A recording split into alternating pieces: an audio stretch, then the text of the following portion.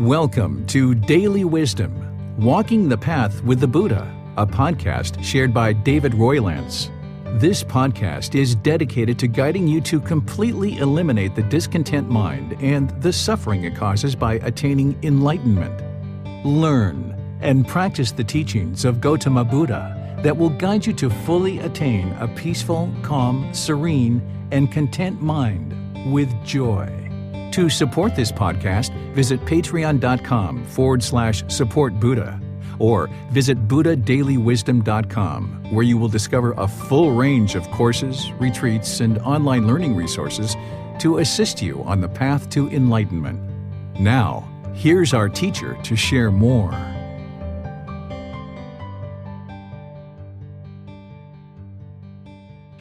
Sawadee Kap. Hello and welcome to Daily Wisdom, Walking the Path with the Buddha.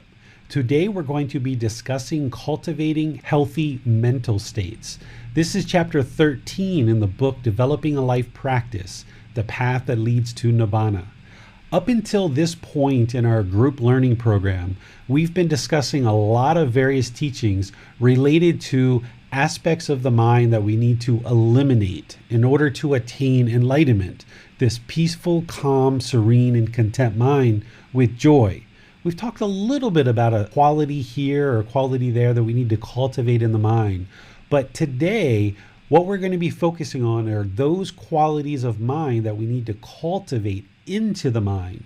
So as part of this path to enlightenment and awakening the mind, not only are we awakening the mind to the natural law of karma, of cause and effect or action and result, essentially the result of our decisions, we're awakening the mind, we're learning and gaining wisdom of this natural law in order to make better and better decisions in our life.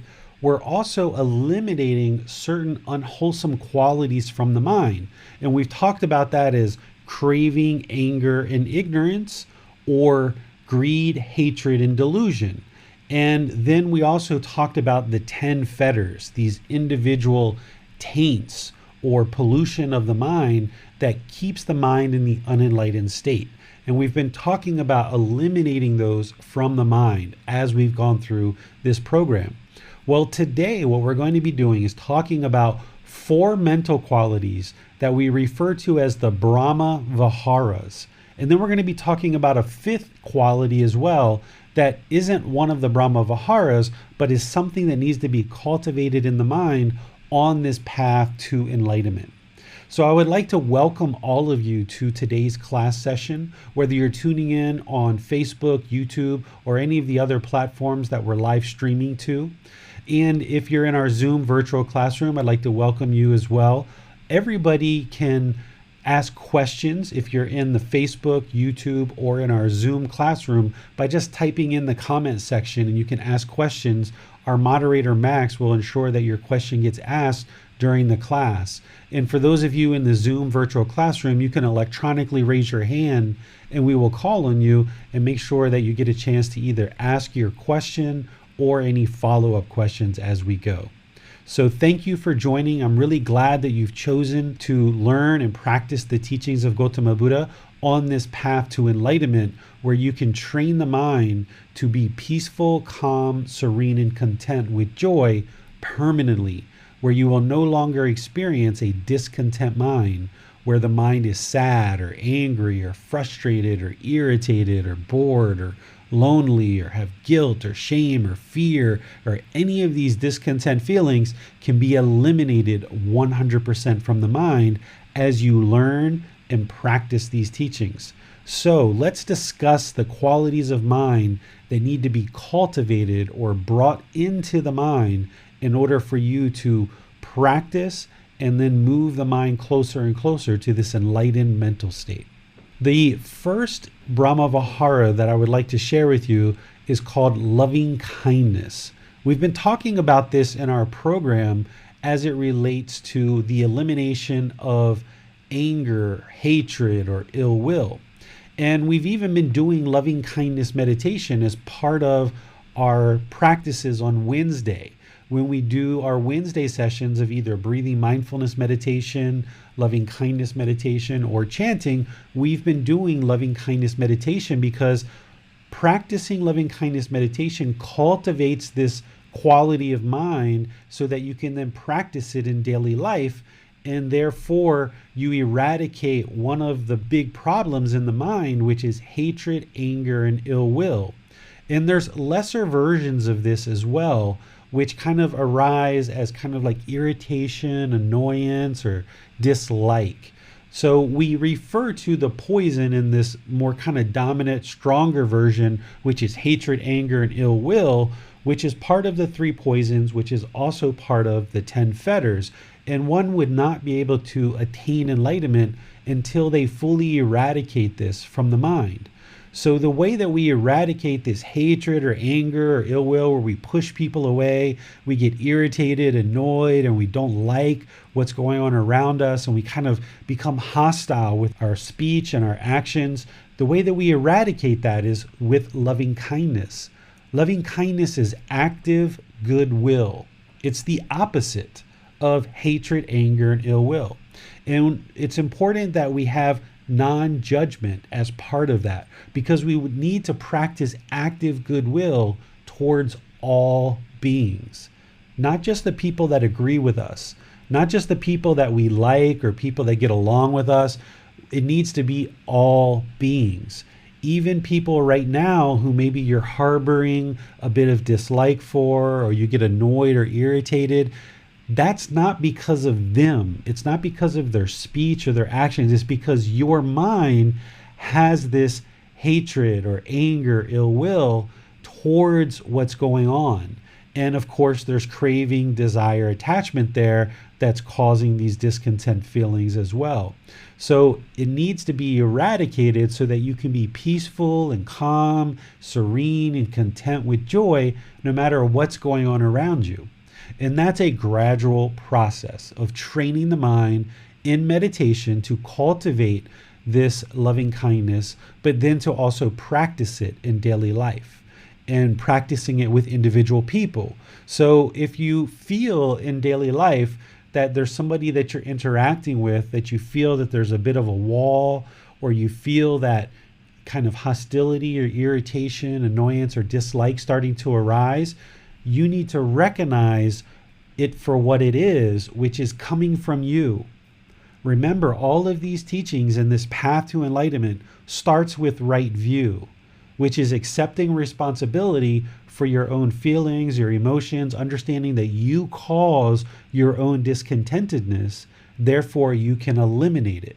So when you feel the arising irritation, annoyance, dislike, or even if it's stronger, like hatred, anger, and ill will, you need to recognize that for what it is that's coming from you in your mind. And even if somebody's talking in a way that's displeasing to you, or even if it's rude or impolite, sure, they shouldn't be speaking rude and impolite. That's their practice, and they're experiencing the results of being rude and impolite and disrespectful to people. But when you allow your mind to become discontent because the mind craves or desires or has this strong eagerness for everyone to speak polite, kind, and respectful, then you're going to cause yourself discontentedness. Because remember, the Buddhist teachings aren't necessarily about what's right or wrong, right? It's right for other people to speak polite, kind, and respectful. It's right for us to do the same thing. But we're never going to be in a situation during our lifetime where everyone in the world speaks polite, kind, and respectful. So if every time somebody speaks in a way that's displeasing to you, if you allow your mind to become discontent, then those people are shaking up your mind, because you are allowing your mind to become discontent based on other people's speech and actions. So yes, you need to eliminate craving, desire, attachment, but you also need to eliminate this hatred, anger, ill will, where you're pushing people away because of your irritation, your annoyance, and your dislike with certain things that other people do or say, or certain situations that you find yourself in. And the way to eradicate this hatred, anger, ill will is by practicing loving kindness meditation, and then practicing loving kindness in daily life, where you're treating all beings with active goodwill without judging them. So if you see somebody who's speaking disrespectfully or angrily or impolitely, don't judge them for that. Identify it for what it is, which is they aren't using the 5 factors of well-spoken speech. They're not practicing right speech. So they obviously haven't come across these teachings in a way that their practice has developed. So don't judge them for that. Don't look down on them. Don't be arrogant or egotistical because of that. Don't be angered or have hatred or irritation or annoyance because of that. Just recognize it for what it is and don't allow your mind to become discontent, and be kind and peaceful and calm when you're around them, because that's going to be beneficial for you. In those situations, if you respond back with hatred, anger, ill will, now it's affecting you. Whereas if that person is just impolite or disrespectful on their own, and you maintain your practice of the Eightfold Path, right view all the way through to the right concentration, if you maintain your practice, you're not generating any unwholesome results, because you're practicing right view, which is you're accepting responsibility for your feelings and emotions. You're not allowing your mind to be shaken up by this. You're practicing right intention, which is harmlessness. Just because they're speaking harsh, aggressive, and disrespectful doesn't mean you need to do the same thing. You're not harming with your speech or your actions or anything else as part of your practice in that situation. So don't allow your mind to become unraveled and start to cause harm, because now by causing harm to others, you're going to be causing harm to yourself. So this is one that we've already talked about pretty closely, but I would like to pause and see if there's any questions on this particular Brahma-vihara, what it actually remedies, and how to cultivate loving kindness as part of your practice. Hi David, I think we're good at this moment. Okay. The second Brahma-vihara is called compassion. Compassion is concern for the misfortune of others. This essentially remedies the unwholesome quality of being indifferent or worry or anxiety. Because if you have worry or anxiety, you're going to see all these problems. You're going to see all this misfortune of others. And you might worry and have anxiety about your family, your friends, maybe even strangers. If you see people that are addicted to drugs and alcohol, or you see homeless people, or you see people who are sick or ill with COVID or any other particular illness in the world, cancer, HIV, or any of these other things, your mind may either be indifferent and just, I don't care, right? That's one problem. But then on the other side, it might worry and have anxiety. That's on two sides of the spectrum. So remember that these teachings are about bringing the mind to the middle. So rather than being indifferent and not caring about the misfortune of others, or not having worry and anxiety, which means the mind's going to be discontent, the middle here is to practice compassion, which is concern for their misfortune. Because a worried mind sees all the problems, but a concerned mind sees the problems, but it also knows the solution. And the solution to pretty much all these problems that we see around us, whether it's drug and alcohol abuse, whether it's homelessness and poverty and famine, or all of these other problems that we see in the world, the solution is for the entire world to attain enlightenment through learning and practicing these teachings. Because if the entire world practiced these teachings, we wouldn't have these problems that exist in the world today. But that's going to be a slow generational thing that happens over multiple generations.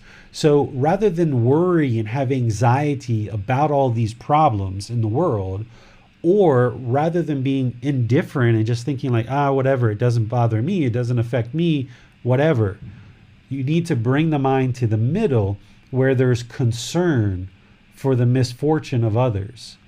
And this is cultivated through having right mindfulness and applying right effort. Remember, right mindfulness is awareness of mind. So if you have awareness of mind, then you can identify the unwholesome qualities of either indifference or worry and anxiety arising in the mind. And with that awareness of mind or right mindfulness, then when you see that indifference and you see the worry and anxiety, you apply right effort. Right effort is all about eliminating the unwholesome qualities and arising wholesome qualities. So wherever you identify with mindfulness, awareness of mind, that these unwholesome qualities of indifference, worry, or anxiety arises over certain situations or certain experiences, then you take the effort to eliminate that indifference or eliminate the worry or eliminate the anxiety, and now arise this concern for the misfortune of others. And this is all happening in the mind. This is part of the mental discipline of the Eightfold Path. Right effort is step 6, and right mindfulness is step 7 of the Eightfold Path. So you're going to be able to apply this in the moment when you're noticing these feelings arise. There is no meditation for the rest of these Brahma-viharas. You just need to take the effort through right effort in these other aspects, of course, having right mindfulness, awareness of mind, to actually eliminate the unwholesome quality and arise the wholesome quality in order for this to come and permeate into the mind. It's not going to happen right away on the first situation. It may not happen on the 10th or 20th or 100th situation, but this is how you do it. And doing loving kindness meditation does kind of lend itself to compassion. It helps it move towards compassion. By the way, I don't know if you guys can hear what's going on behind me. Right now is a holiday in Thailand, and there's fireworks and lots of things going on. Don't think that I'm in the middle of a gun battle or anything like that, but there's lots of fireworks going off in and around me right now. So don't be worried or have anxiety. You can have concern if you like, but you don't actually even need to be concerned because it's just fireworks. It's not a gun battle. Okay? So compassion is this concern for the misfortune of others, right? And being concerned about unfortunate things that happen to others. Now, you guys probably remember us talking about the natural law of Karma, of cause and effect, or action and result. Anybody who's experiencing misfortune, it's because of their own decisions, either in this life or in previous lives. So if people are in poverty or famine, this is based on the decisions that they've made. Or if somebody is experiencing any kind of harm to the physical body or situations in their life that are unfortunate, this is based on their own decisions. But even though these beings have met with this misfortune based on their own decisions, we don't want to turn a blind eye to it and be indifferent. Because if we're uncaring or indifferent to this misfortune of others, then we're not doing what we can do to help lift up other beings in the world. Because even though they've made some unfortunate decisions that have led them on the path wherever they are in life, we can still extend a hand, we can still help, we can still do things in the world to help these beings elevate and improve the condition of their life through us practicing these teachings. And one of the things we're going to talk about today is generosity, because generosity is one of the things that we can do in order to help the misfortune of others, whether it's our time, effort, energy, or resources. As we see people who are experiencing misfortune, rather than being indifferent to it and kind of being uncaring, or rather than worrying or having anxiety, we can actually spend our time, effort, energy, and resources to help these beings step up and accomplish more in life. Because, for example, if we take some population that's experiencing famine or poverty or things like this, sure, it was their decisions that led into that, either in their past life or this life. But we can actually help them, because usually people who are in poverty or famine are so busy on a day-to-day basis just trying to survive. They're just trying to get enough food, enough water, enough shelter, enough clothing, enough medical supplies just to survive. they're very much just attending to their survival. And this is based on their misfortune and their decisions.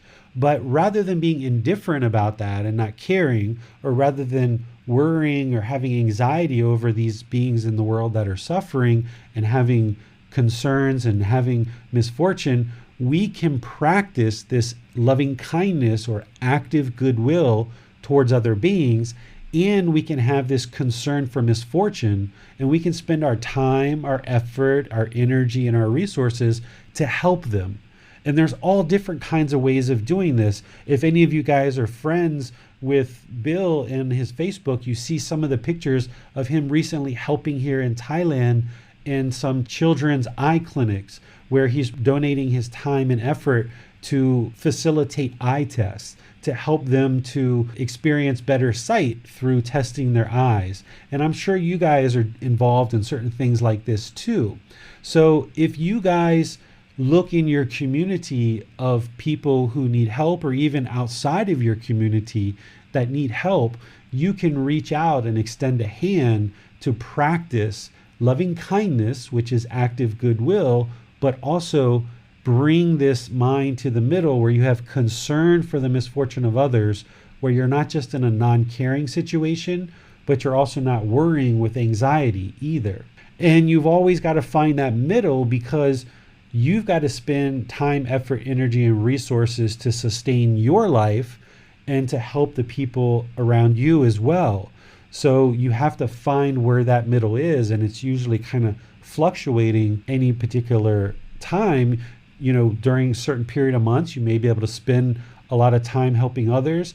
Maybe in other times you need to spend time helping yourself or those close to you. And only you know where that middle is.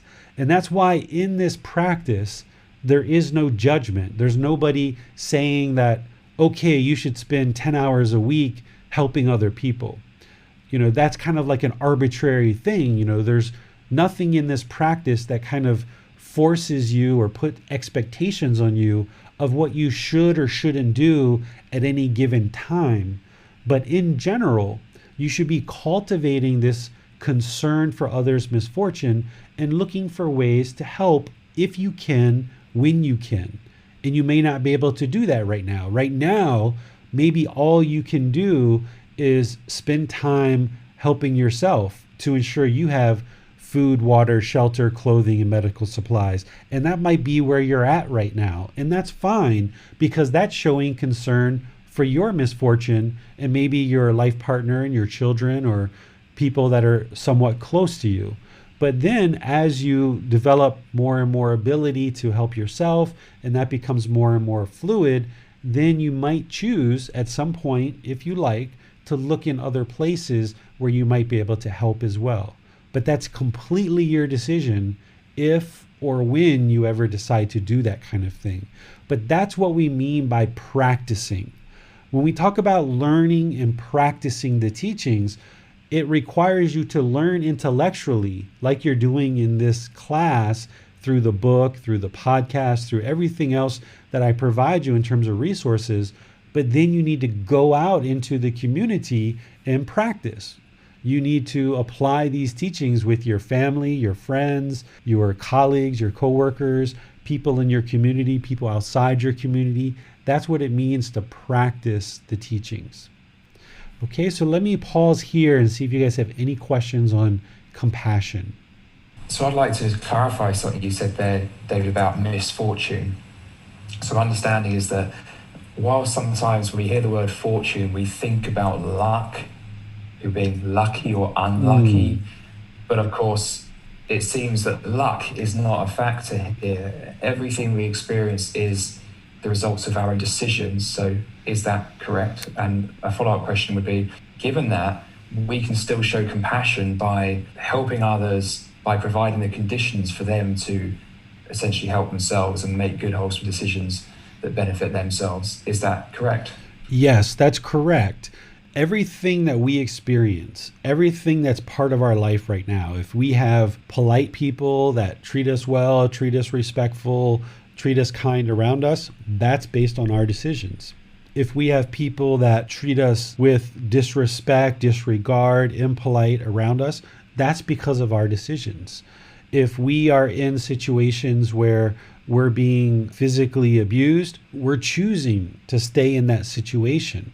So even though these situations happen and some people feel like they're stuck in certain situations, they're choosing to be in that situation and they can choose to leave. But oftentimes, based on the way the mind works, because it tends to hold on, it's oftentimes hard to get out of these situations. Like if somebody's involved in a physical abusive relationship or a verbally abusive relationship, it's oftentimes hard for that person to leave because of the way the unenlightened mind holds on and it craves permanence. Or if someone's in poverty, it's very, very difficult to get out of poverty. Extremely difficult, because you're so busy just trying to sustain your basic needs to sustain life.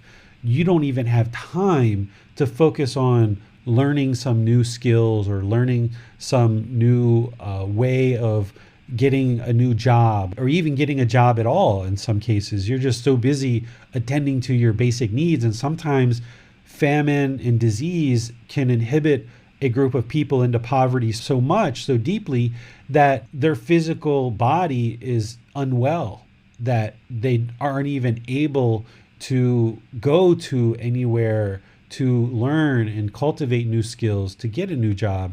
So in these situations, these beings, while they're human, they're having a really difficult and hard time at life. And rather than just turn a blind eye to it, or rather than having worry and anxiety, what this mental state in the Brahma-viharas of compassion is all about is maintaining concern for the situation that these beings are in. And then if we choose, what we talk about generosity is to take action to actually help these beings. Because through helping them, we're helping our mother, our brother, our father, our sister, our relatives, because these people in the world, every single being that exists in the world has previously been our family member at some point in our past lives.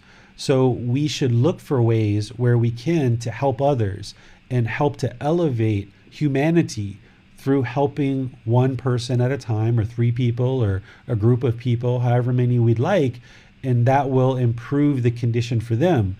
But whether they actually improve or not, it's their decision, right? We can't force people. We shouldn't even attempt to force people, because they need to make better and better decisions and wiser decisions to come out of the hardships that they're experiencing. But in certain situations, like what I'm describing of poverty, famine, disease, sometimes it's just a matter of providing food, shelter, water, clothing, things like this. And that's what those people need. And then once that gets nice and stable, then it's like, okay, well, how can we provide education to help them learn new skills, which is ultimately going to fix the problem long term? Because what we wouldn't want to have happen is be in a situation where we're just providing food, water, shelter, and all of these supplies all the time, and the person becomes dependent. But we have to kind of break up the logjam somehow. So by providing this health sustaining and life sustaining supplies to help them, so they're not having to worry so much themselves about sustaining their own life. Now, once they're stable on the life sustaining supplies that they need, now then we can start looking at bringing in education and helping them to become self-sustaining, where they can now get better jobs and things like this. It's going to take the whole world coming together in order for these kind of things to happen. But we can't wait for the whole world to get on board with this. There's little things that we can do in our capacity as individuals in order to improve the world. And I just gave that one example because it's fresh in my mind about Bill, how him and some of his friends are going out into the community and helping in various ways. And we can all do this. We don't have to wait for one leader of one country to pull together some big program and everybody jump in together. We can find little ways to help here and there as we can. And you guys all know certain things that you're interested in helping, certain communities of people that could use your help, certain ways that you're able to help. And that's going to improve your practice of these teachings. And it's going to improve the condition of your mind.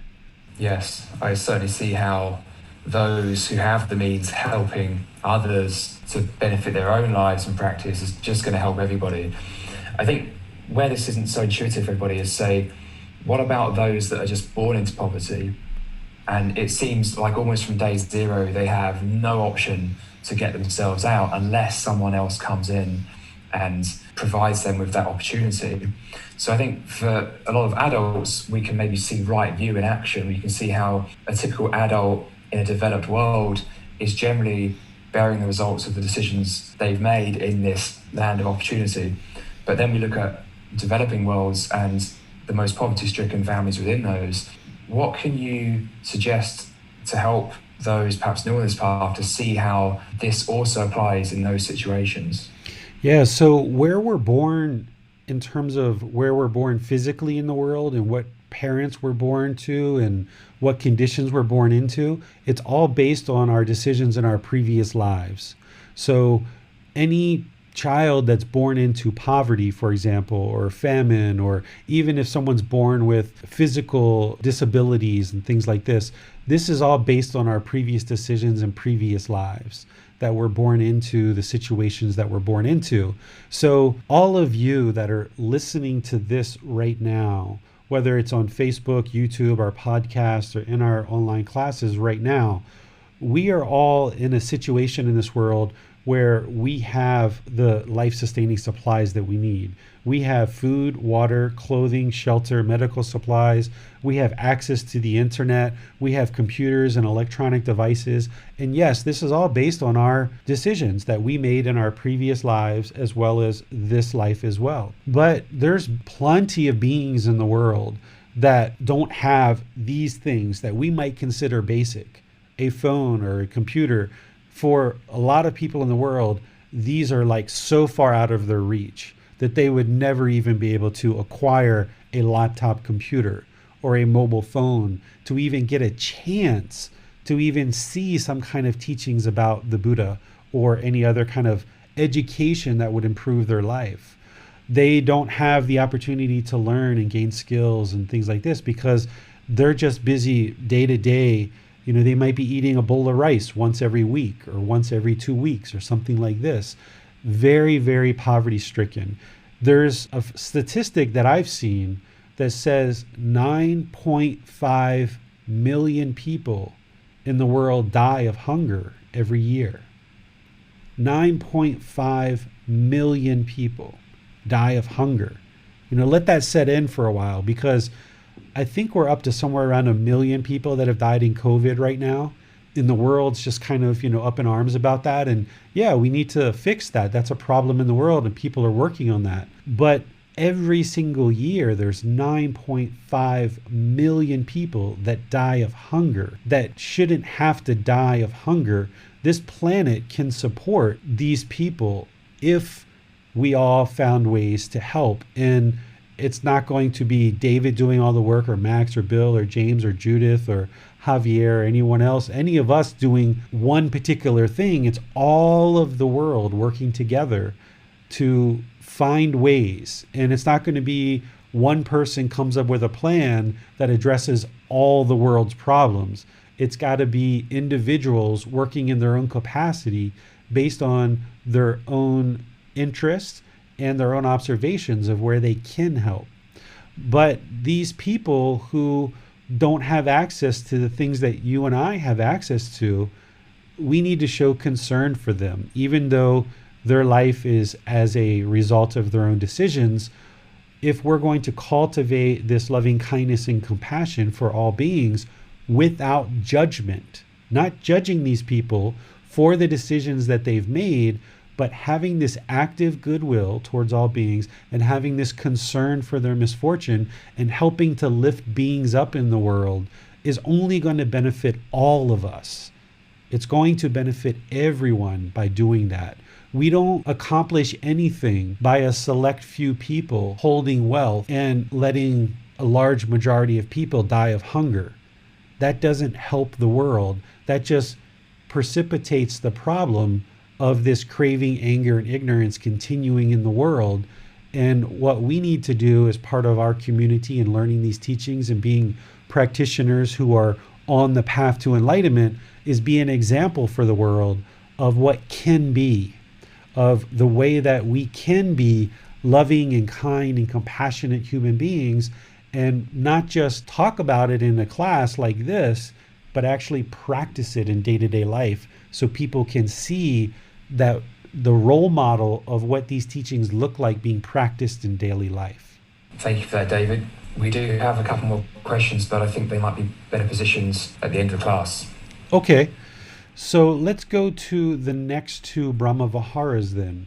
The next two, this first one is called sympathetic joy.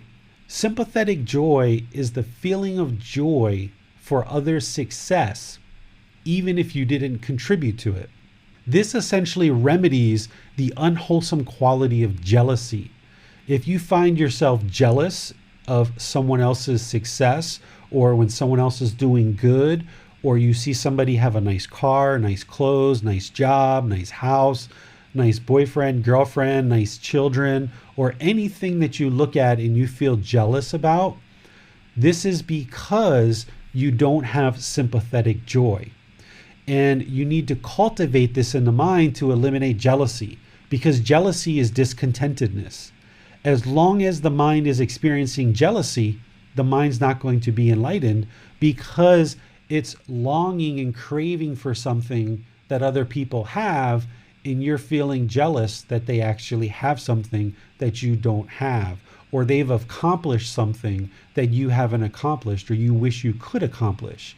So sympathetic joy is a feeling of joy for others' success, even if you didn't contribute to it. So the way to cultivate this is the same as what we talked about with compassion. There's no meditation, there's no pill, there's no magic chant or mantra or any of these other things that are going to cultivate these last three Brahma-viharas. Sympathetic joy needs to be cultivated through, once again, having right mindfulness or awareness of mind. Identify the unwholesome quality of jealousy when it arises in the mind.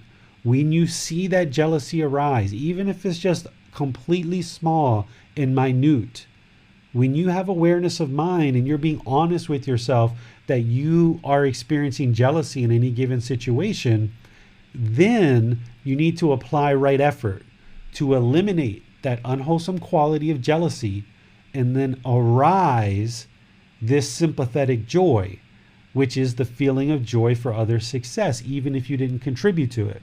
So if you're in a business meeting or you're in a situation where somebody's being acknowledged for their good work or for certain things that they've accomplished, and you feel that kind of ickiness of jealousy and you just kind of like wish it was you and not them, you've got to identify that with mindfulness, awareness of mind. Identify that that's your mind feeling that.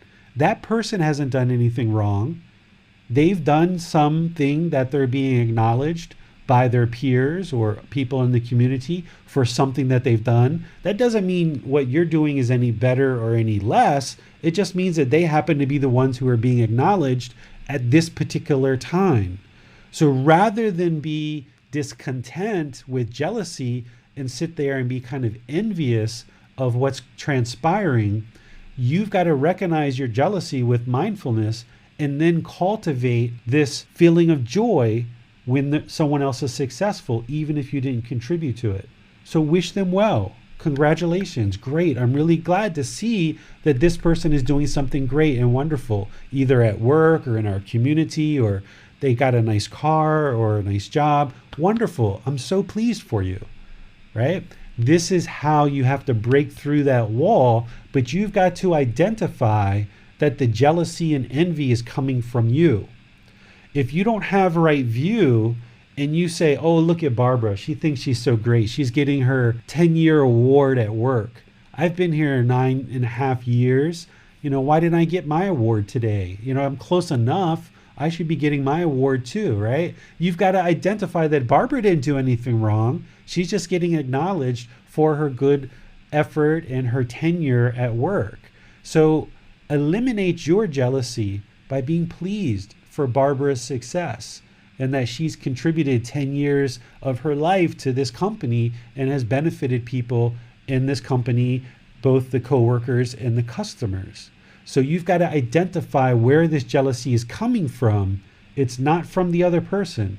Other people who are doing good things in the world and are experiencing success, they haven't done anything wrong to you. It's just that your mind craves that acknowledgement. Your mind is craving that same shining light, that same acknowledgement from other people for the work that you've done. And because you're craving that attention, your mind becomes jealous. That's the discontentedness. That jealousy is the discontentedness, but it's coming from the craving to be acknowledged or the craving to have that same success. And that's what's producing the jealousy. So yes, you've got to eliminate that craving, desire, attachment for always having success and acknowledgement, but you can remedy that through practicing sympathetic joy when you see this jealousy arise. So eliminate that jealousy and envy and arise this sympathetic joy where you feel joyful for others' success, even if you didn't contribute to it. Any questions here? Yes, I have a question, David. So I see how cultivating wholesome intentions will then lead to us performing wholesome speech and actions. Can it also work in the other way? So even if we're not feeling sympathetic joy or we're not feeling compassionate, can we act in a compassionate way or say something compassionate as a way to cultivate compassionate thoughts? Yes. In fact, this might be a way that you choose to practice, because the mind itself might be feeling jealous and envious, and you see that with mindfulness and awareness of mind, and you identify it, and you're doing your very best during this 45-minute or hour event where Barbara's getting recognized, and you're trying to kick out that jealousy, but it's just not going anywhere. Well, if you sit there and wait for that jealousy to get out before you actually practice sympathetic joy, you might be there for a really long time and it may not ever get out for that particular event. So one of the things that Max is sharing is one of the ways to practice this is just put the words together. Even though inside the mind is struggling and fighting with itself and there's all this jealousy and envy in there, just smile and tell Barbara, congratulations, I'm really pleased for you. This is wonderful that you've accomplished this goal. I'm very pleased for your success. You can use these same words. I feel joy for your success. You can tell them this. And even though the mind doesn't feel it and it's not permeating from the mind, by you doing the actions, in you doing the speech, it's going to soak in more and more to your thoughts or your intentions so that you can then slowly cultivate this in the mind. So oftentimes the words have to come first to break through that wall and break up that log jam before the mind can actually start experiencing it on a more readily basis. And it can be almost untapped, where as soon as you see someone be successful, wow, you feel really joyful for them. So in effect, what we're doing, we're using these cultivating wholesome mental states to eliminate unwholesome defilements from the mind. So by expressing sympathetic joy, even if we're not feeling it yet, we're actually compensating for something that's defiling the mind, bringing it back to the middle. Because we know that if we're not feeling sympathetic joy, that's our defilement, that's not right view. We know that if we're experiencing discontent mind states, it's because of our own attachment. So I was thinking to ask David, why is it that we don't just focus on abandoning unwholesome mind states? Or why bother cultivating wholesome mind states if the problems in the mind are defilements, if they're essentially clouding the mind's true nature? It sounds like we're using them as a way to compensate. Have I got that about right? It's not compensating. What it's doing is it's filling that void, right? So what I say here is I say we eliminate the unwholesome quality and arise the wholesome quality. it may make it sound like you have to first get rid of the unwholesome quality before you can bring in the wholesome quality. But in reality, what you're doing is you're kind of doing this movement where by bringing in the wholesome quality, you're extinguishing and eliminating the unwholesome quality. So it's almost like pushing the unwholesome quality out of the way. You know, in certain situations, all you can do is just sit there and smile when Barbara's getting her award. And you can't even bring yourself to say anything because you're so torn up inside. You felt like you should have been the president or you should have been the leader of the team, but yet everybody picked Barbara instead of you. And you might be feeling very discontent. And all you can do is just sit there and smile, right? Because you're feeling this jealousy and envy. Well, that's better than being aggressive and angry to Barbara and saying, you know, why'd you guys pick her? Like, you know, she's not doing as good a job as me. Why is she the one who's going to be the leader of the team, right? Like that would start producing unwholesome results for you. So in certain situations, all you might be able to do is just sit there and smile, and that's it, right? But in other situations, if you can bring yourself to congratulating or saying other good words, that can start to bring that sympathetic joy into the mind slowly, chip away at this slowly, which is going to move out this jealousy out of the mind. And as you do this, it'll become more of first nature, where now your first nature might be to get jealous in any given situation. And that's what the mind's been doing because it's untrained. It hasn't been trained otherwise. But now, since you're taking training and you're undergoing training, what you need to do is actively bring in this wholesome quality of sympathetic joy to help start moving out this unwholesome quality of jealousy or envy. Right, yeah, thank you. That makes more sense now. Right, Mm-hmm. So we have a follow-up from Mercia. She asks, I've heard the term fake it till you make it. Is it okay to do this? I think so. Because, you know, in terms of what's going on, if you can put together kind words, a smile, some polite actions, a handshake, a why, whatever it is in your culture to acknowledge and congratulate people for their success, even inside if you're really torn up about it. Now, even inside if you're torn up about it, some of that might be coming through in your handshake or in your words. And I'm sure some of it probably is coming through. But if you can try to arise as much of these Brahma-viharas, since we're talking about sympathetic joy, this sympathetic joy here, but any of these Brahma-viharas, as much as you can arise in a given situation, then what you'll see is the mind will have a tendency to arise that much easier in future situations. So if you guys remember, like at fairs where you take a hammer and you hit it and the bell goes up and it kind of hits a certain level. Well, if you bring the sympathetic joy up to a certain level, even if you're faking it, the next situation that you're like that, you'll have an easier tendency to bring it up to that same level or beyond in the next situation. So if you need to fake it, go ahead and fake it and just keep working on permeating that in the mind. And that's what it means to gradually move in that direction and smile and be polite with your words and your actions. There's nothing wrong with that because you're practicing. You're not perfect. A Buddha is fully, perfectly enlightened. They've already accomplished this on their own without the help of anyone else. But for you, you're practicing. You're not a fully, perfectly enlightened Buddha. So yeah, if you need to fake it meaning inside the mind still has jealousy and envy, but your words and your actions are trying to show as much joy for this other person's success as possible. The more you do that with your speech and your actions, it will start to slowly take over the mind and it'll start permeating in the mind and become easier in first nature for you in the future. Thanks, David. And this relates somewhat to my question as well, because by faking it, we mean we're only doing it because we know it's wholesome.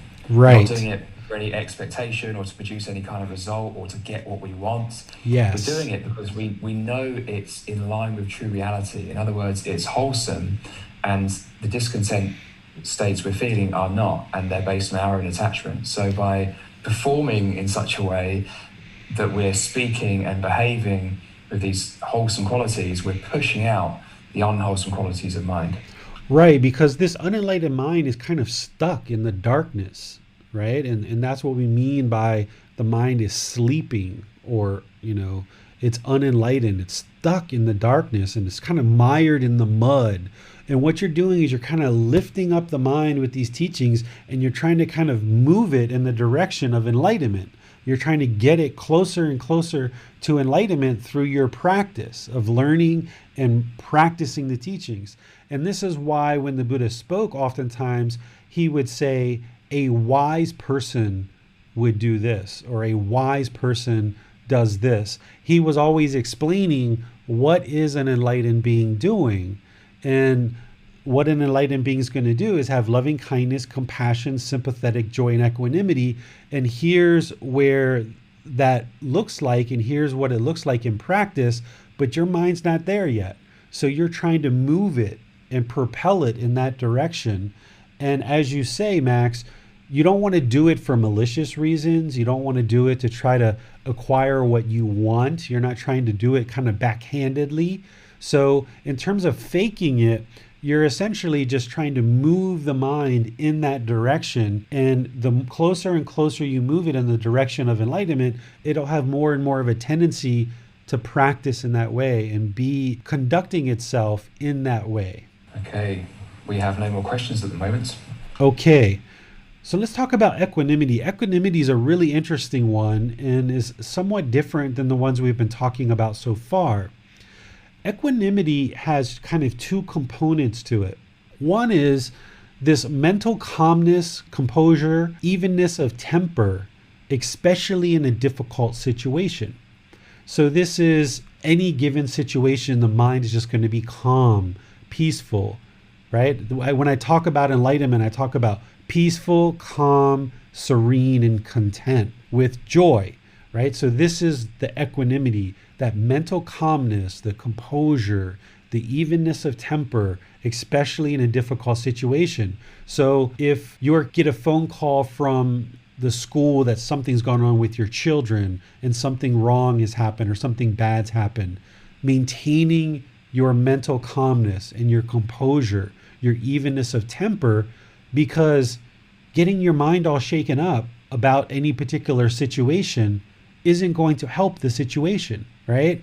If somebody's getting angry at you, or you get bad news, or you hear that somebody's passed away, or your child has fallen down and hurt themselves, or you've fallen down and hurting yourself, or you found out that you lost your job, or some other situation that's difficult, you need to identify that there's no benefit in allowing the mind to become discontent. There's absolutely no benefit of becoming angry, frustrated, irritated, annoyed, or any of these other discontent feelings. It's just going to make the matter worse, because in this difficult situation, now you're trying to make good, rational decisions, but your mind is discontent. So by maintaining the mental calmness, composure, and evenness of temper, especially in difficult situations, now you're going to be able to apply the most wisdom to make the best, most rational decisions to improve this situation. Because just like we know that goodness and all these wonderful things in life are impermanent, any difficult situation you're in is impermanent as well. And the way to make that more and more impermanent and as impermanent as possible is to make good, rational decisions to bring that situation out of this difficult situation into something better. Well, discontentedness isn't going to allow you to bring this difficult situation into something better. So the best choice for a mind that is well trained is to maintain the mental calmness, composure, and evenness of temper, so that when you're in those difficult situations, you can start applying wisdom with good decision making to bring that decision from being difficult into something better. Because that difficult situation is impermanent. We know that. But if the mind doesn't understand impermanence, and it looks at this difficult situation as, oh my goodness, I've lost my job, everything's going to come crumbling down now, or, oh, my son fell down and hit his head and now he's going to have a concussion. And, you just start thinking the worst, right? You start worrying, you start being anxious, having anxiety, you start having all these discontent feelings. Those are all just going to get in the way of good, rational decision making that brings the situation to something better. So you need to maintain this mental calmness, composure, and evenness of temper in difficult situations. This will help to remedy the unwholesome quality of worry, anxiety, and overactive mind. Then the other part of equanimity is treating everyone impartially, treating everyone equally in terms of the president of your country versus the person who collects trash out in your neighborhood. These people are the same.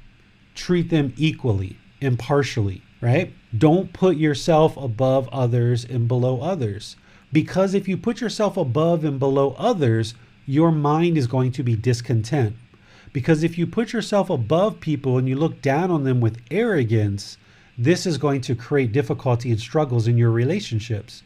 But likewise, if you put yourself below somebody and you look at them as being so much higher than you, when you're around them, you're not going to have mental calmness, composure, and evenness of temper. You're going to be apprehensive. You're going to be uncalm. You're going to be shy. You're going to be anxious when you're around them because you're looking up to them with such power and such might as they're so far above you. So by you training the mind to look at everyone equally, then you can ebb and flow and be around anybody. If you're with the president of your country or you're with a person who collects trash on the street, you treat them all the same. You don't have to treat the president of your country one way, highly respectful, super polite, because you look at them as being so far and high above you, and then looking at someone who collects trash, looking down to them as if they've got a really low-level job, and now you're disrespectful and impolite to them. Well, if you're going to even out your mind and you're going to practice this permanent mental state of enlightenment, you don't treat one group of people one way and another group of people another way, because now your mind's flipping back and forth and you're having to figure out who is who and who do you treat one way and who do you treat another way. This is not what an enlightened mind does, because an enlightened mind has attained and is experiencing this permanent mental state where it's peaceful, calm, serene, and content with joy. And one of the reasons why is you don't have to try to figure out who's who and who do I treat one way versus who do I treat another way. You just treat everybody the same, whether they're a child, whether they're an adult, whether they have one role in society or another role in society. What the problem that we're encountering in the world is that people do classify each other, and people do have a certain social structure, and they look at certain job positions, certain amount of wealth as someone being higher or lower than another person. And because of this, when you're around people, you're either looking up to them and feeling anxious and worried, or you're looking down to people and you are treating them with arrogance and ego. So by treating everyone equally, then your practice of the Eightfold Path, it's the same, regardless of who you're around and who you're with. Your mind is permanently practicing the entire Eightfold Path exactly the same, no matter who you're with and what you're doing. By treating people impartially, it will help to eradicate arrogance and ego, which is part of the higher fetters when we talked about the 10 fetters. And this relates to conceit. When you look at the 10 fetters in chapter 3, this is one of the fetters that need to be eradicated from the mind in order to attain enlightenment. And one of the ways you do that is by practicing equanimity, where your mind is calm, composed, evenness of temper, and especially in difficult situations, and you treat everyone equally, impartially. And once again, the way that you cultivate this in the mind is with right mindfulness and right effort. So you've got to be aware when worry and anxiety come to the mind in a difficult situation, or you're overthinking something. You need to identify that that's not equanimity. and you need to bring the mind to the middle with right effort. So you need to bring in the calmness, the composure, the evenness of temper.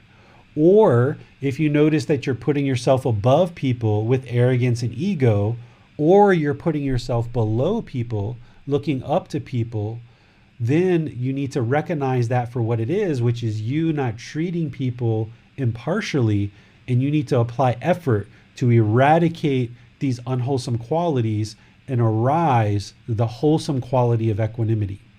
I'm interested to know, David, what kinds of situations would you consider to be an emergency, if any, and how would you respond in those kinds of situations? I can tell you an example that happened about a year ago. There were some students with me and we went to the mall, and my son was rollerblading. In Thailand, they have rollerblade centers inside the malls. And my son didn't have a helmet, and I was off talking to one of the students, helping them. And some of the other students were rollerblading with my son. And they came over to me. They said, "Your son just fell down."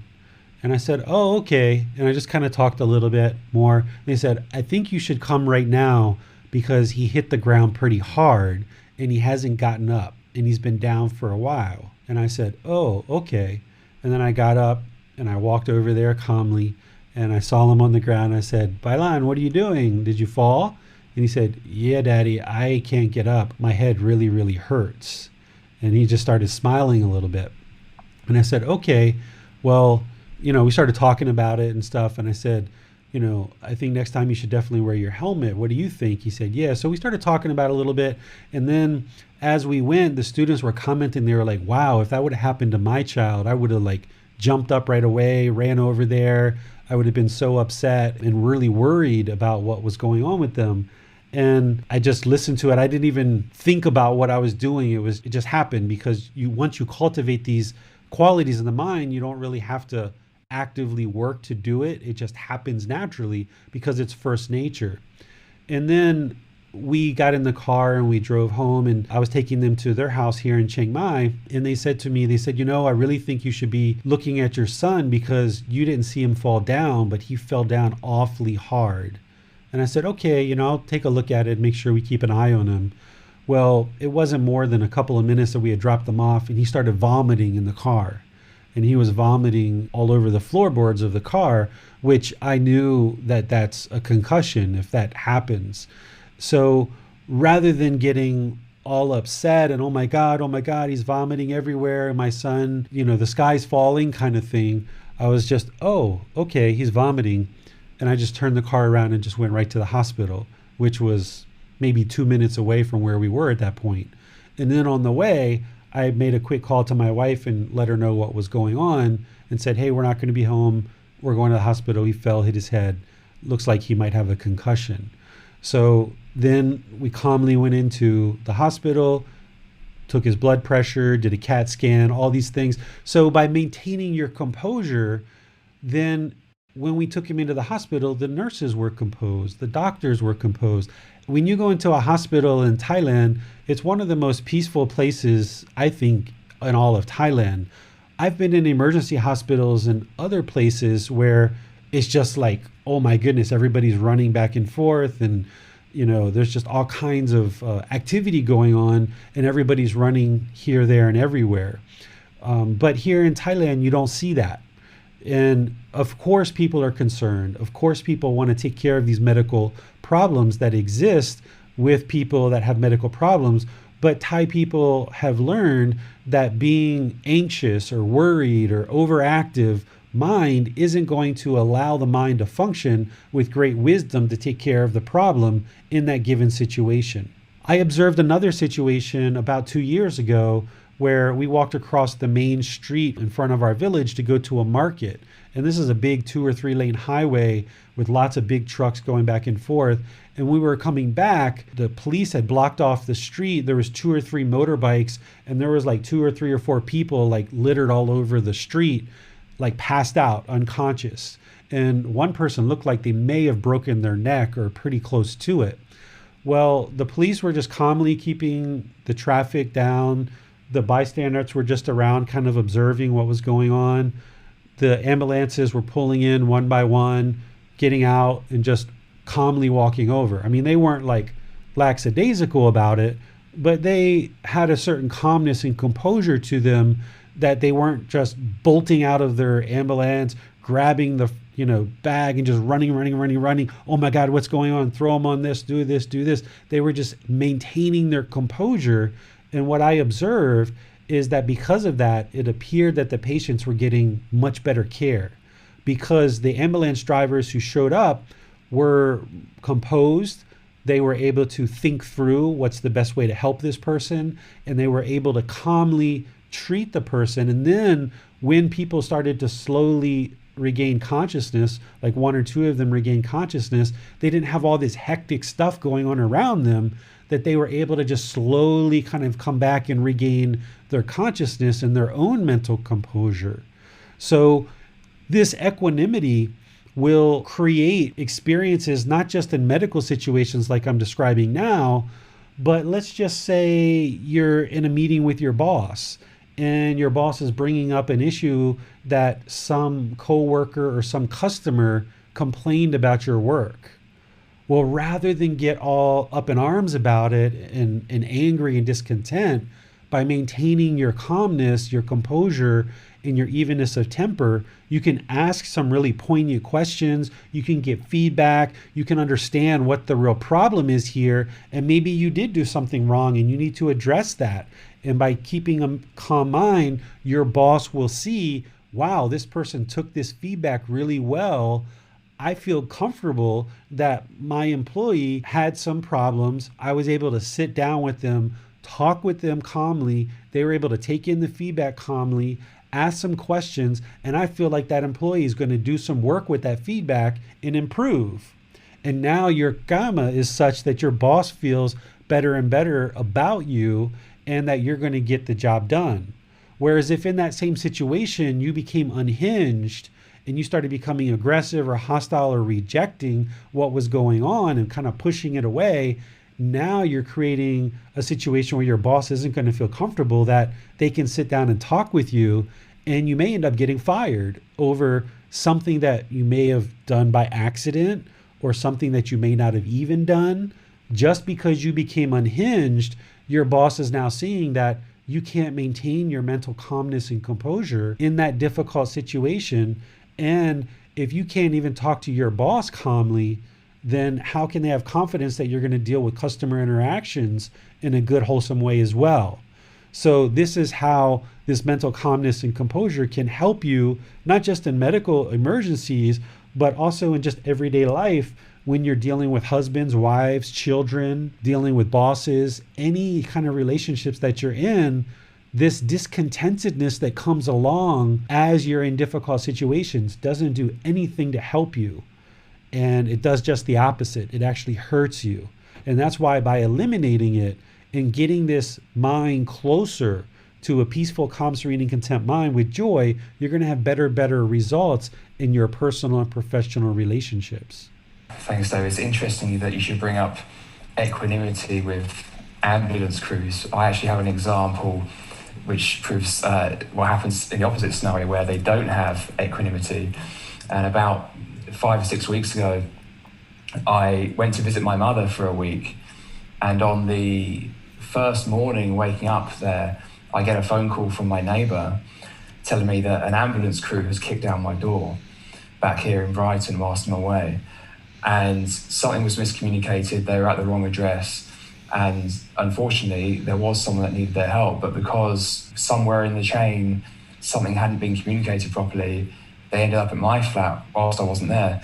So this is an example of how being too rash, too fast, too frantic can actually produce very unwholesome results, when it might have been better. I don't know the details, but had they just taken care, slowed down a bit, made sure they did it right and moved at the right pace, they might have actually got to where they need to be faster. Right. And think about, since we're on the topic of medical illnesses or medical conditions and situations, think about a situation where you get bit by a snake, or someone you care about gets bit by a snake. If everybody starts getting unhinged, right? If this is really a poisonous snake and your heart starts beating really fast, you start breathing really fast, that poison is going to start pumping through your system a lot faster, and it's going to have a bigger impact and potentially kill you, right? So let's talk about like something really difficult like that, like getting bit by a poisonous snake. By you being unhinged and not practicing equanimity, it can cause your death, right? That's your karma, your unwholesome karma. Whereas if you practice equanimity and your mind is calm, you're composed, okay, I got bit by a snake.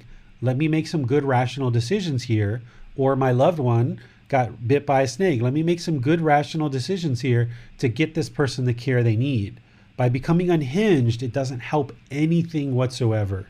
And that's what equanimity is all about, is to maintain that calmness so that you can make good, wise decisions in every single situation. Because an enlightened being is not going to become unhinged on anything very minor and insignificant, or even something really, really, really significant and really difficult, like even potentially facing their own death if they got bit by a snake. An enlightened being has already eliminated the fear of death, so they're not even going to become discontent. They're still going to be able to maintain their equanimity, even if they know or think or it appears that their death is imminent based on a poisonous snake bite. We have a question from Michael. So eventually, being in an enlightened state is being able to eliminate emotional reactions? Yes, you never want to react in any situation. That's what the unenlightened mind is going to want to do. It's going to want to react and react and react really quickly. But what you need to do is train the mind to respond to any given situation, not react. Over time, as the mind becomes more and more enlightened, you will always just respond. You will always respond through that wisdom of the enlightened mind, and it will always be a good, wholesome result. Where in the unenlightened mind, and even leading up to enlightenment, when you're in the jhanas and you're in the first 3 stages of enlightenment, you're still going to be reacting in a way that produces results that are unfavorable. It's only once the mind fully attains enlightenment that it's going to be able to respond in any given situation in a wholesome way that leads to wholesome results, always. And this is why the mind is peaceful, calm, serene, and content with joy, because you understand in the enlightened mind that everything is as a result of your decisions. Absolutely everything in your life is as a result of your decisions. And you've gained so much wisdom on this path that every single decision you make leads to wholesome results. And you just got to train your mind gradually to get to that point. So if you feel your mind wanting to react in any given situation, which it's probably going to be doing a lot, you've got to slow it down. You got to put the brakes on. You've got to say, ho, ho, ho. One of the best things you can do in a difficult situation is just don't make any decisions at all, potentially, right? Not necessarily in a snake bite situation, but if you're facing a job loss, or you're facing an eviction, or you're facing some difficult situation, if you can put the brakes on and don't make any decision at all and just think about it, that's better to develop a response rather than react. Because oftentimes in the unenlightened mind, the reaction is the wrong decision, because you're reacting through this craving, anger, and ignorance, or this greed, hatred, and delusion with the self and the ego. And the unenlightened mind's going to react through that. And these 10 fetters are in there. The mind's going to react through that, which is going to pollute whatever decision that you're making. So while you're doing this transition and you're actively moving the mind to this enlightened state, you want to kind of slow things down, think about it, reflect on the teachings, and then respond. And you may have 100% wholesome decision, or maybe not. There might be a little bit of taintedness in your decision, but at least it'll be less than when you react.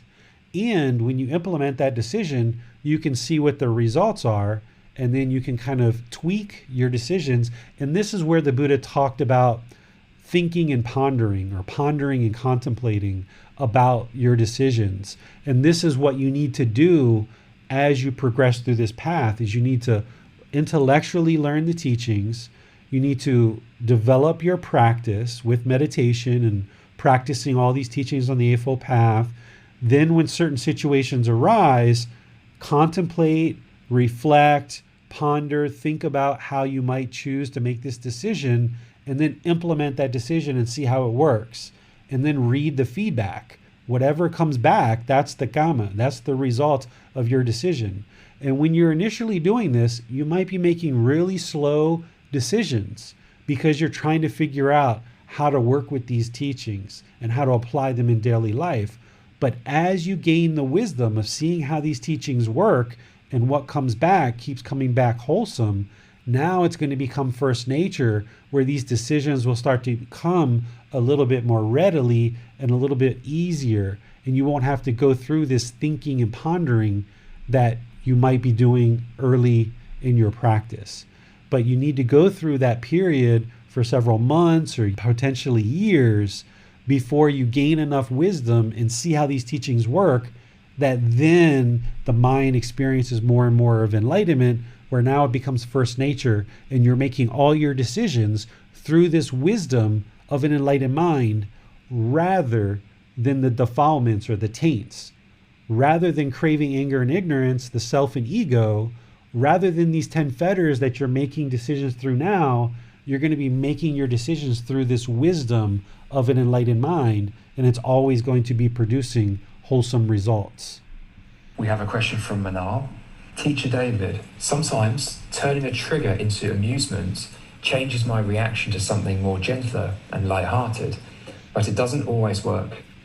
Do you have a few things I could focus on, or an immediate mental thought I could use if there is something which triggers me? I am not heavily reactive, but I'm not equanimous in these situations.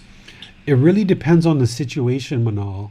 Each situation's different. So you've got to look at the situation and you've got to decide what is the unwholesome qualities here that are arising, that are causing complications and struggles in this situation, and what are the wholesome qualities that I can arise in the mind to help me make better decisions and experience better results in this situation. Because every situation is different, and that's why these different mental qualities and the entire Eightfold Path is there as a foundation in which to look at what it is that you're involved in and decide what unwholesome qualities are at bay, what's being experienced, and what wholesome qualities do you need to bring in. So if you have specific situations, you can talk about those and share those. I can help you here in class, or we can talk privately, up to you. But each situation's different. We have a question from Deborah. If you were trying to guide a child not to associate with certain people because you knew they would be a bad influence, for example, drugs, etc., would that be seen as looking down on certain people? No, that's not looking down. If you're making wise decisions in order to ensure that you're not involved in unwholesome experiences, that's a wise decision. If you were looking down on somebody, you would be talking down to your child about these other people and disparaging them and talking down and saying, you're better than that. You're so much better. Why do you want to hang around these losers? These kind of things. But if you were using language like, these drugs and alcohol aren't going to be beneficial for you, and with you being around that, it's not going to be helpful for you in your life. So it's probably best that you don't spend time in situations and around people who are involved in these things. So never disparaging the other person, because the people who are using drugs and alcohol, we need to have loving kindness and compassion for them, right? Because they're having addiction problems, they're having challenges in their life. They're part of that concern for the misfortune of others and that active goodwill towards all beings without judgment. So there's no reason to disparage these people, which it doesn't sound like you're interested in doing, but you can choose to not be around that and guide your children or guide other people around you not to be around that without disparaging them and looking down and talking bad about these people. Thank you, David. We have no more questions at the moment. One of the things that I would like to add to what I just said is I never look at the person as being bad or good. I always look at the decisions that somebody's making. And I often use this with my son, either talking about his decisions or his friends if he's around other people. I never say this is a good person or a bad person. I look at it as this person is making unwise decisions. Or I'll tell my son, that's an unwise decision. Or I'll say that's a very wise decision. That's a very helpful decision. That's a very beneficial decision. That's a very wholesome decision, right? So I never make my son feel guilty for what he's done or what he's experiencing or the decisions that he's making. We're always talking about his decisions rather than him as a person. Or if we're talking about some friends that are maybe into some other things, we're always talking about the decisions that his friends are making, not the actual person themselves. So I separate these two things. So someone who's using drugs and alcohol, they're not a bad person. They just are making some decisions that are unwise. And if you focus on the decisions that you are making and improve those decisions, that can also help you have more loving kindness and compassion for yourself and get rid of that negative self-talk where you don't look at yourself or other people as a bad person, but you just look at it as, wow, I haven't made very good decisions in my past. Let me make better decisions now. I've always been a good person and I'm interested in being a good person. I'm just not making good decisions right now. Or my child is a good child. They're a good person. They're just not making wise decisions. So it's important that we focus on improving our decisions because that's the cause and effect or action and result. And that's that gamma, that essentially the result of our decisions. So always focusing on the decisions rather than the person themselves can help to eradicate arrogance and ego because you're not putting yourself above or below because there is no self. You're just talking about the decisions that people are making around you and what type of good, wholesome decisions would lead to good, wholesome results. And then conversely, the unwholesome decisions that would lead to unwholesome results. So that's really key when you're talking with people. And that also helps with those 5 factors of well-spoken speech. Because if you remember those 5 factors of well-spoken speech, speak at the right time, what you say is true, you speak gentle, beneficial, with a mind of loving kindness, without blame. If you blame other people, then people are going to feel apprehensive and they're not going to like it. Even if they made a mistake or if it was an honest mistake or an intentional mistake, blaming other people is usually going to result in them being aggressive and hostile back. So if you don't talk about the person, but you talk about the decisions, like in a business meeting or in a family setting or friends, if you talk about the decisions, then people won't feel like you're attacking them as a person. And you'll have better results in your conversations because you're talking about the decisions of the group or the decisions of your employee or the decisions of your spouse or the decisions of your coworker or the decisions of your child. And then the person can maintain their dignity. They can maintain their self-esteem. They can maintain those things because they realize that you're not looking down on them as a person. You just maybe disagree with their decisions and you would like to kind of discuss better decision making. That comes across much different than when you disparage the person themselves. So this seems like a good place to go to a question from Amina. She asks, how can we work on practicing being content with those who are using ill speech and behavior? For example, I was racially profiled by the police, which bothered me less than the friend who told me in a harsh tone that I could not prove that the incident was racial profiling and had no compassion for me. That did unravel me. My expectation and attachment was my responsibility, and I meditated for both the friend and the policeman. But it took a couple of days to forgive them both and move on from being discontent. It was a real challenge, perhaps the biggest since I began Buddhism. Is there anything one can do right away in these tough situations when both ill behavior and ill speech is thrust our way?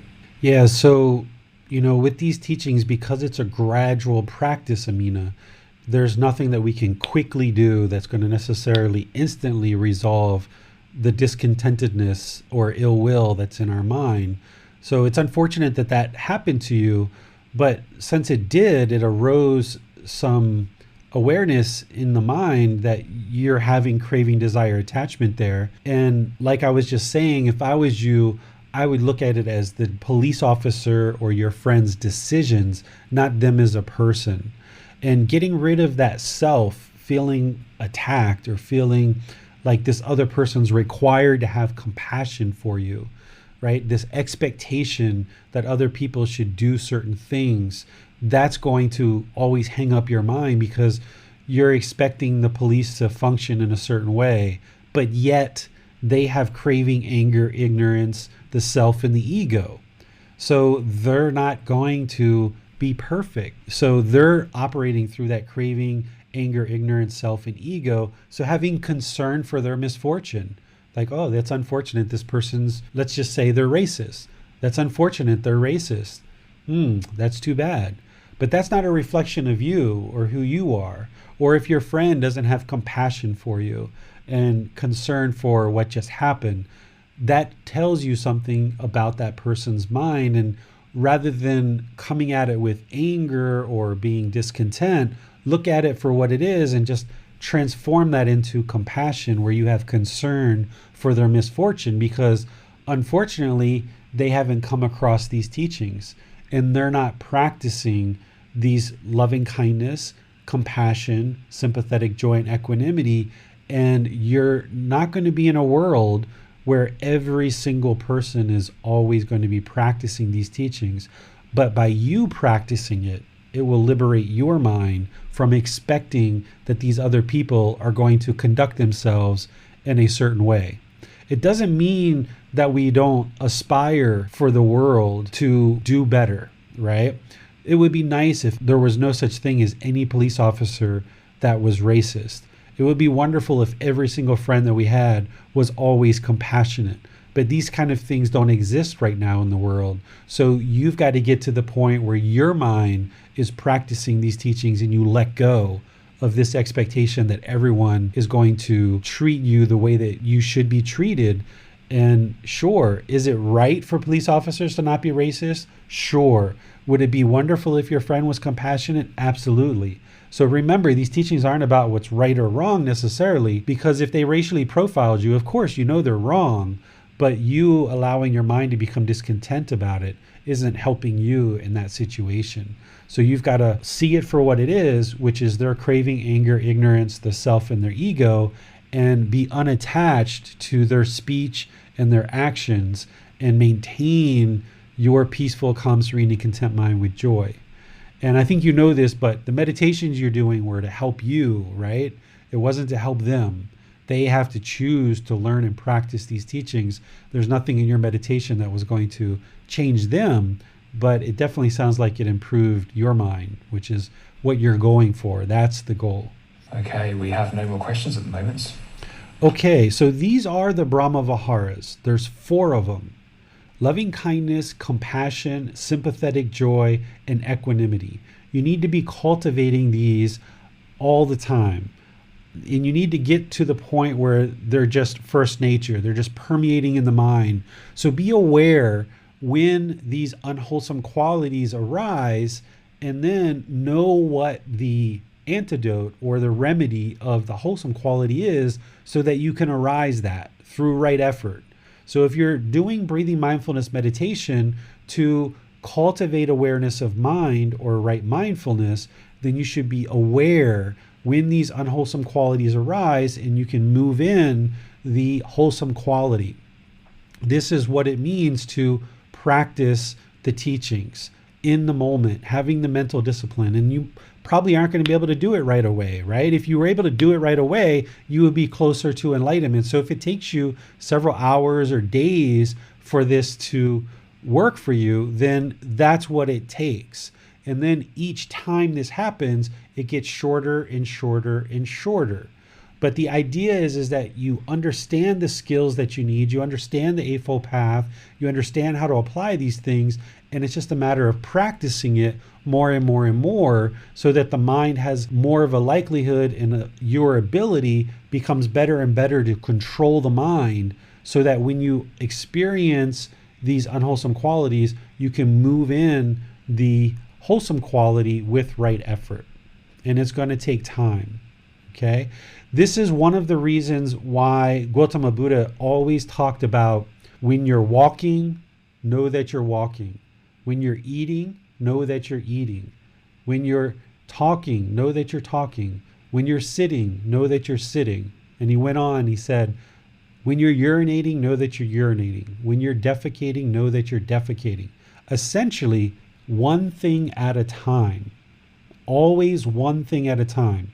Your mind's only ever doing one thing at a time anyway, but it's just rapidly cycling oftentimes between different tasks, that it kind of gives you the illusion that you're doing 2, 3, 4, 5, 6 things at a time, but you're really not.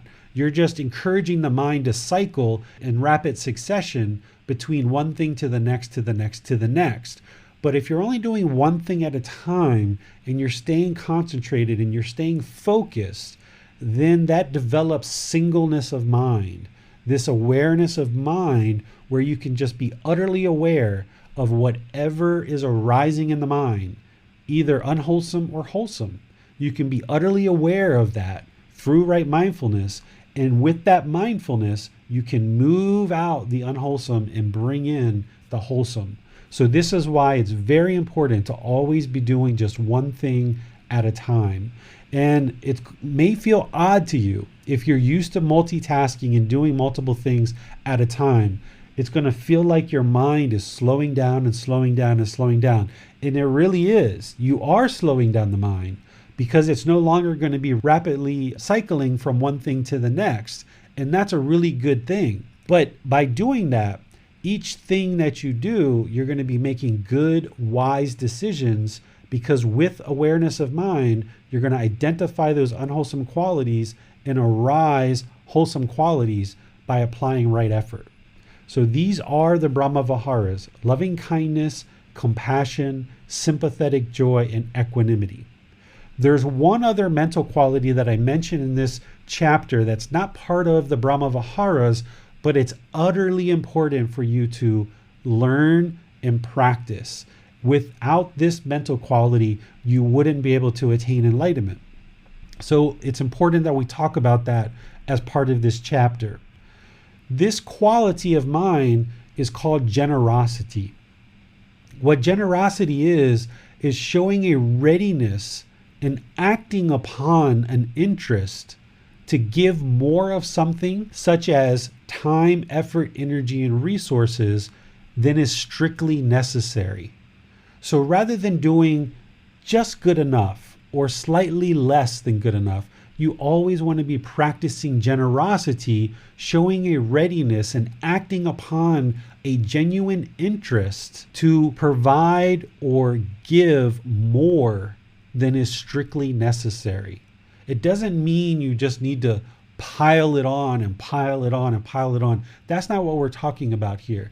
But we're talking about the sharing and giving of time, effort, energy, and resources to help yourself and to help others, and finding that middle way. Because we've talked about this in the past in terms of generosity and this unwholesome quality of craving, desire, attachment, the way the mind holds on. And we've talked a little bit about selfishness, because what the unenlightened mind is going to do, and what it is doing right now, if your mind's unenlightened, is it's holding on with this craving, desire, attachment. It's craving permanence. It wants more and more and more and more. It doesn't want to give. It doesn't want to let go. It doesn't want to share readily and openly and live open-handedly. This is what the Buddha talked about, is living open-handedly. So when you're noticing that the mind is wanting to hold on, or it's wanting to be selfish, whether it's with food or with clothes or with your resources or your time, you've got to identify that with right mindfulness. Once again, you've got to identify that. And you've got to see the selfishness for what it is. And you've got to see that the mind is trying to hold on to this bag of potato chips or this chocolate bar. And you've got to be freely giving and live open-handedly. And when you identify with mindfulness or awareness of mind, that the mind is holding on selfishly, then you've got to take right effort to abandon that selfishness and arise this wholesome quality of generosity. I can give you an example. Today, my son and I went out. We did a bunch of things. We stopped off at the store. We got a couple of chocolate bars for him, for me, and for my wife. And we came home and we sat on the patio outside and we were just talking and spending time. As soon as I opened up my chocolate bar, hey, you guys want a bite? You want a bite? Offering it to everybody and just letting go. And we all shared our chocolate with each other. And if there was a neighborhood child there or there was somebody else, we would have shared chocolate with them. One of the things I did when I went out with my son today is we went and played miniature golf. And when we went and played miniature golf, I saw on the land of this miniature golf, there's families that take care of the miniature golf course. And there was a little boy about 5 years old that was just kind of hanging out, looked kind of bored. And I said, hey, you want to come play mini golf with us? Like, you can come play with us. And I was going to buy for him to come play mini golf on the course with us. So he joined us for mini golf, right? Be generous. Why not? Just come on, let's play mini golf. Let's get to know a new person. Let's be friendly. Let's spend some time together to meet a new person. So this is a way that you can practice generosity with your time, your effort, your energy, and your resources. And why I spent time with this little boy today, it was actually, to me, very enjoyable to spend time with another child because he got to spend time with my son. They got to make little friends. He got to learn how to play miniature golf. My son got to play miniature golf a little bit with another person his age. Instead of dad just hitting in all the balls and doing so well, he got to play with somebody his age. And it made the afternoon even that much more enjoyable. And then ultimately it moved to us sharing candy bars together. So you can do these kind of little things. And I know they sound like really small and minuscule, but oftentimes it's these little things that build up to bigger and bigger things where you're able to let go in the mind and not hold on so tightly, because the mind's going to want to hold on and hold on and hold on.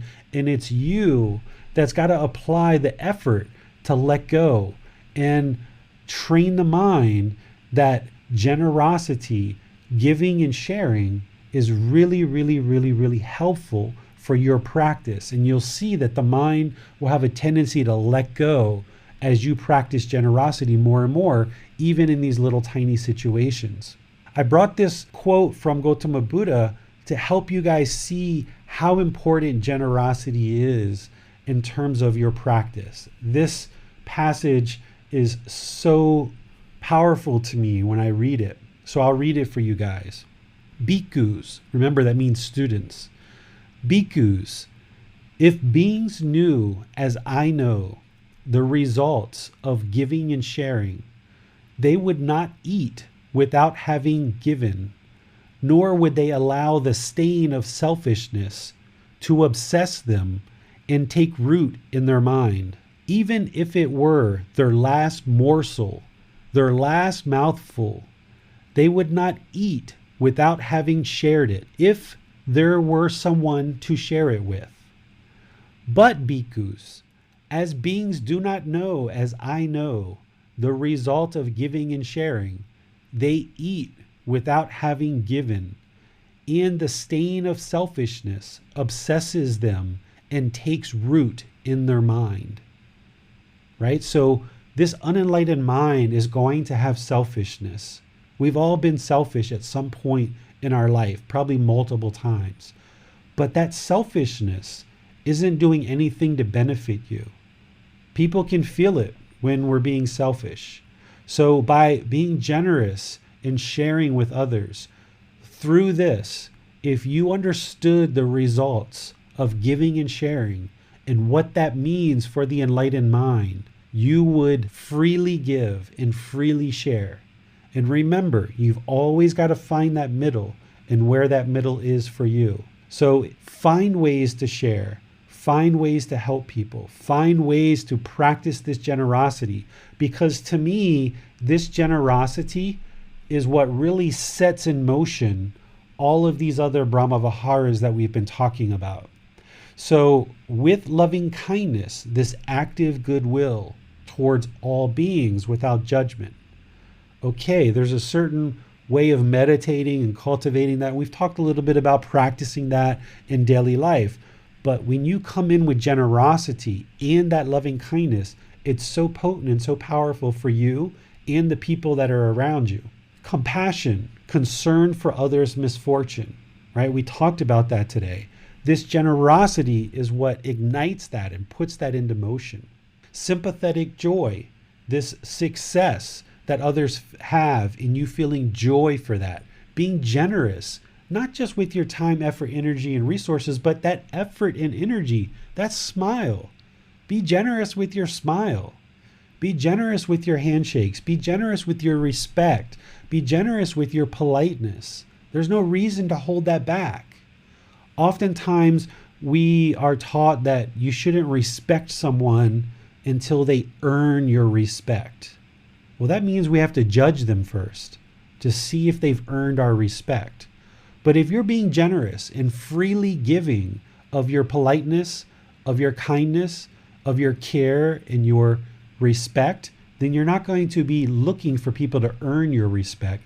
You're going to just respect everybody generously and have sympathetic joy where you are joyful for others' success. And then this equanimity of having a calm temper, an even mind, a mental composure and calmness, treating all beings equally. Being generous can really help you with that. Because if you're being generous and kind to people, then you have nothing to worry about because you know that you're treating all beings equally, right? Just like I took my son to play mini golf today, this other little boy that was there, hey, he's my son, right? Come on, let's go play mini golf together. Why not spend, I don't know, what was it, $1.50, $2.50 to have him come play mini golf with us? Why not, right? So be generous and you will see transformation in your mind through that giving and sharing, just as the Buddha says here. I think the nice thing about generosity, one of the nice things you just alluded to there, David, is that it doesn't cost anything. And so it doesn't need to cost anything. And yet it's creative, it creates something good. So where you and your family are sharing chocolate bars, you could have all sat back and each ate your own chocolate bar, right? And it would have all been, the cost would have been the same. But because you shared, you created something good that didn't exist before. And so I feel like really all the good things that exist in this world have to at some point have come from some kind of generosity. Because if no one was ever generous, can you imagine that? And that would be a pretty difficult world, wouldn't it? Yeah, I think generosity is what really sets all of this into motion, right? If all of us are locked away in our houses through this COVID period and we come out and emerge from our cave and we're just as vindictive or angry or aggressive or hostile with people as we were when we went into our houses during COVID, then the world hasn't really gotten any better. And what the Buddhist teachings are really doing here is encouraging all of us to be better people, to be more human, and look at other people as fellow human beings, as fellow family members. And just as I am willing to share my chocolate bar with my son and my wife, be just as willing to share it with other people as well. And treating all people equally, whether it's my son, so to speak, or whether it's some other child, being generous. And as I mentioned, it can be with a smile, it can be with a handshake, it can be with a, how are you doing today? It can be with, have a wonderful day, nice to see you, nice to meet you. And these kind of things, just a wave and a smile to somebody. These type of things is what makes the world such a wonderful place to live in. And it's up to us to create this heaven on earth. We can't expect that we're going to sit back, we're going to be grumpy, we're going to be hostile, we're going to require everyone to earn our respect. And then when everyone else starts doing things properly, then we'll start doing things properly. This isn't how the world needs to improve, because now we've got a big log jam. So if all of us, and more to come over the next many years of me sharing these teachings, if all of us are out in the world practicing in this way, then the world slowly becomes a better and better place. And that's how the world gradually improves over time. how can we apply the middle way to this? Because clearly there's no such thing really as too much generosity. But also one thing you mentioned earlier was that we need to be generous without creating dependencies. And one thing we often see in the world is that misplaced aid, for example, or misplaced generosity can actually have either not the best impact, or it can have actually a detrimental impact in some cases. And maybe that's not necessarily generosity, maybe that's not the right word for those particular cases. But it seems that yes, generosity helps our own practice, and it also creates the conditions for other people to experience benefits as well. Should we be discerning in how we offer it and where we offer it? I'm going to answer a question slightly different than what you asked, because I see an opportunity here to share something with you guys that I haven't shared before. And then I'll come back to your question, Max. All of these teachings of the Buddha all start with you. It all starts with you learning, reflecting on these teachings, seeing the wisdom for yourself to change the way the mind functions with this newfound wisdom, and then step into the world and start treating people differently than you have in the past, which includes treating yourself differently. If you've looked at yourself in a negative way, or you've disparaged yourself, you've judged yourself, you have negative self-talk, you haven't treated yourself very well in this world, well, these teachings are a way, when you first start out on this path and as you get going underway for a good long while, is to really go within. Just really look inward and work on your own mind. And that might be where you're at right now. And this is what Gotama Buddha talked about as seclusion. Gotama Buddha went out in the forest for 4 years. Ultimately, his whole journey was 6 years. If you look at Jesus Christ, he went out into the desert for 40 days, right? All of these people who have ascended and gained a level of enlightenment beyond where you might be right now have all gone inward as their first step to improving the mind and also improving the world. Where we oftentimes get it wrong is a lot of us try to fix everybody else first. We go outside and we try to fix everyone else, or we try to fix our partners or our children. Meanwhile, you're not showing loving kindness and compassion and all these other mental qualities, as well as generosity to yourself. So you've really got to go inward and work on yourself, and then slowly but surely step into the world and start practicing these teachings little by little, and start connecting the dots and start putting it together.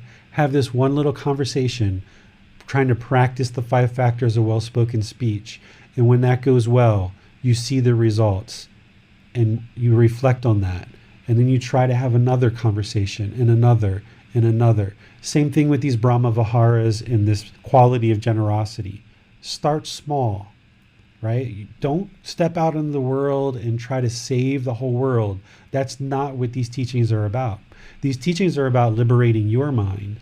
So by going inward and showing yourself loving kindness, yourself compassion, yourself having sympathetic joy for when you're successful, also practicing this equanimity and treating yourself equally among all people and having generosity for yourself, then that's going to be helpful for you. And when your mind is functioning better and better, you're going to be better with other people, right? So that's really, really important. And to me, that's the middle way. What the Buddha was calling the middle way, we're calling a balanced lifestyle. A lot of people talk about a balanced lifestyle, but what is it?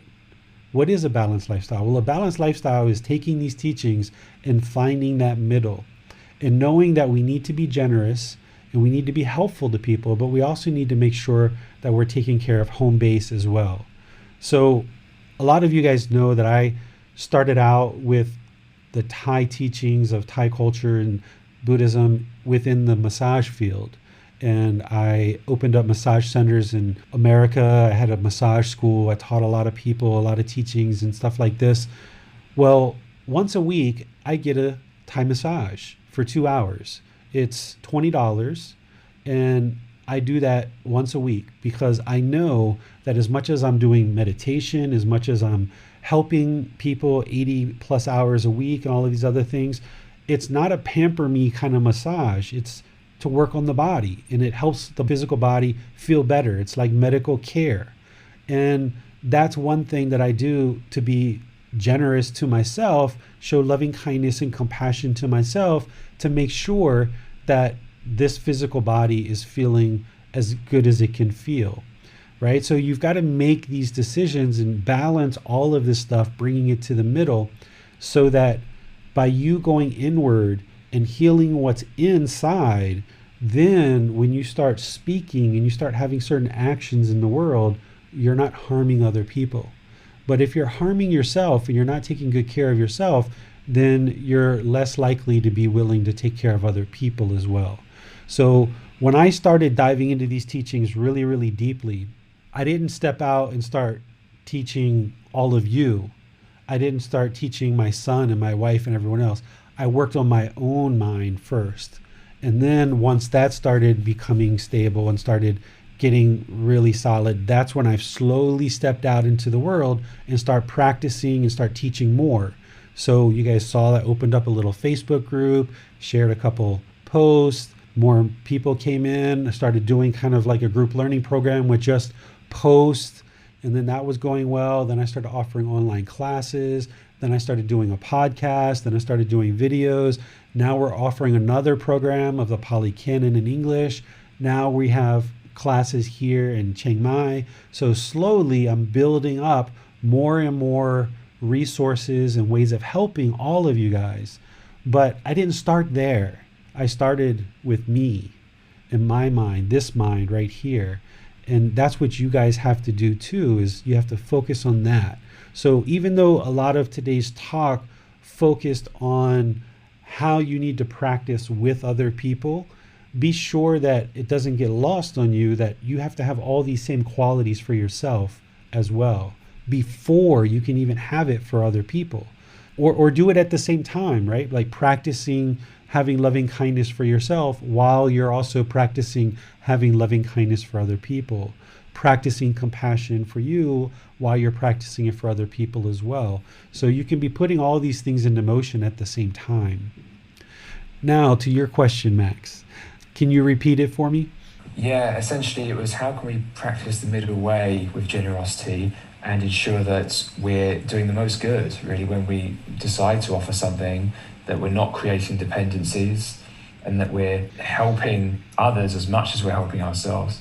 Yeah, this is going to be another case-by-case basis. Depending on where you decide to apply your time, effort, energy, and resources, if I was helping famine, poverty-stricken people, say in Africa or Thailand or Cambodia or Laos or Myanmar or any of these places in the world, I know in that situation, all they need is food, water, clothing, shelter, and medical care, potentially in certain populations. And that's what they need. And that's maybe all I can provide. So knowing what you can provide and how to provide it, and not being worried or anxious that, gosh, this is all I can do. So in certain situations, that might be all you can do.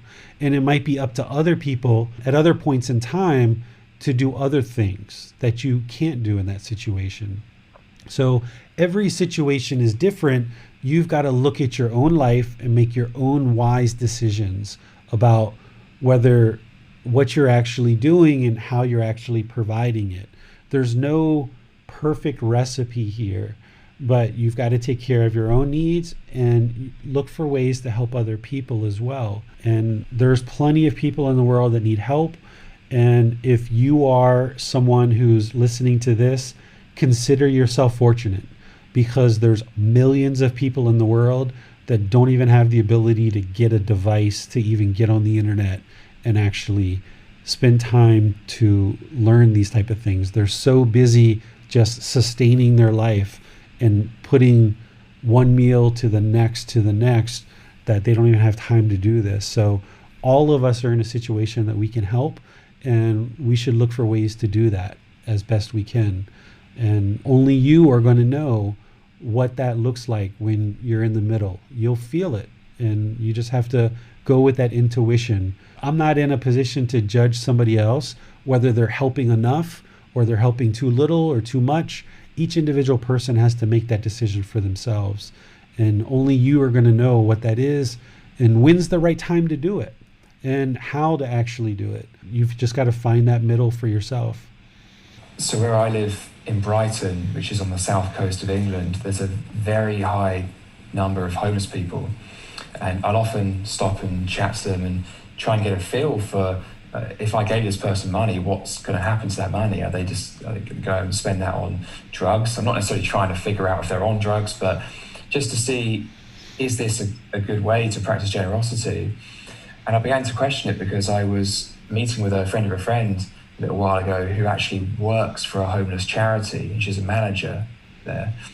And she said to me outright, don't give them money. And this is someone whose livelihood is meant to be helping these people. She says, do not give them money because they will spend it on cigarettes and alcohol. And of course, that sounds a bit like permanence. I'm sure they won't all do that. But what you just said there about finding the middle and feeling the middle really resonates, because I think within a few moments of talking to someone, you can often see if they're practicing a degree of right view, taking responsibility, and whether, if they did have resources, are they actually going to use that in a productive way that is going to bring themselves out of the situation they're in, or is it actually just fostering the situation that they're in? Yes, and one of the things I'll add to that is these 4 Brahma-viharas and this 5th mental quality of generosity.